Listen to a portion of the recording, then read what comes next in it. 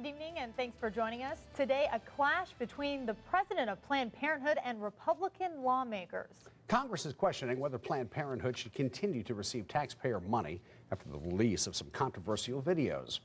Planned Parenthood President Cecile Richards today called for Congress to investigate those videos, saying they were simply untrue. But Republicans accuse Richards of defending her budget more than her patients. Some Democrats, meanwhile, came to her defense. Outrageous accusations leveled against Planned Parenthood based on heavily doctored videos are offensive and categorically untrue. $1 million on lobbying in the last couple of years. You spent $0 on mammograms. Why is that? You've been mixing more than apples and oranges. It might be apples and potatoes. Planned Parenthood gets roughly $450 million a year in federal funding. Almost $400 million of that is reimbursement for services covered by Medicaid. Now, federal funds are prohibited by law from being used for abortion. Planned Parenthood's federal funding does cover services such as cancer screenings and birth control, but mammograms are not performed at the clinics. Planned Parenthood doctors do perform breast exams and refer patients to other facilities for those.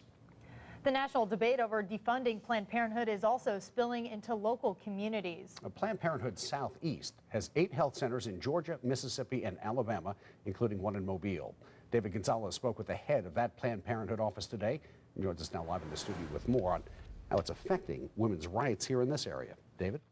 Bob, those 8 centers see more than 17,000 patients each year. Planned Parenthood Southeast CEO Stacey Fox says it's frustrating and ridiculous that lawmakers are playing politics with women's health and their ability to access health care. But a local pro-life group says the organization is not needed.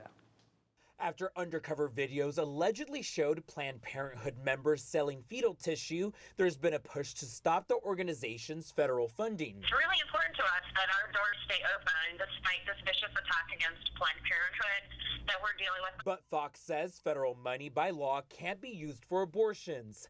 Planned Parenthood's federal funding provides services like cancer screenings, STD testing, and birth control. Whether it's on a federal level or a state or local level, we stand by our patients and their access to reproductive health care and their ability to choose their health care provider. But in Alabama, the governor halted funding to Planned Parenthood. So here at Planned Parenthood Southeast, the only federal dollars that we have access to are Medicaid dollars. And there in Alabama, specifically in Mobile, we are currently not able to access that. And that's what we're in federal court about, is challenging Governor Bentley's decision to terminate our Medicaid contract.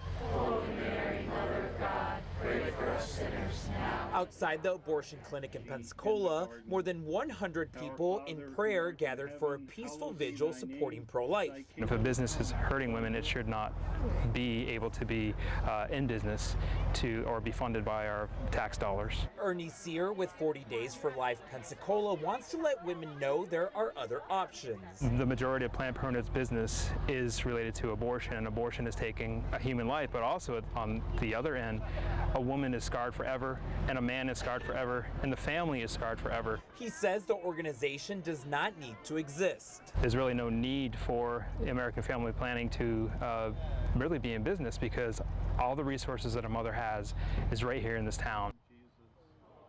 40 Days for Life Pensacola says they're also there to help employees of the clinic find other jobs if they want to leave.